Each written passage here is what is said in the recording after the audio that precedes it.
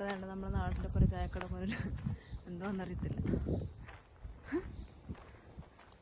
പക്ഷെ നല്ല കുളിർമയാണ് കേട്ടോ. നല്ല തിരിച്ചു പോകുമ്പോൾ രാത്രിയാകുമായിരിക്കും. ഇനിയും കുറച്ചും കൂടി ഉണ്ട്. എന്തായാലും ഇറങ്ങി പുറപ്പെട്ട് അന്ത്യം അവസാനം കണ്ടിട്ട് ഞാൻ തിരിച്ചു പോകും.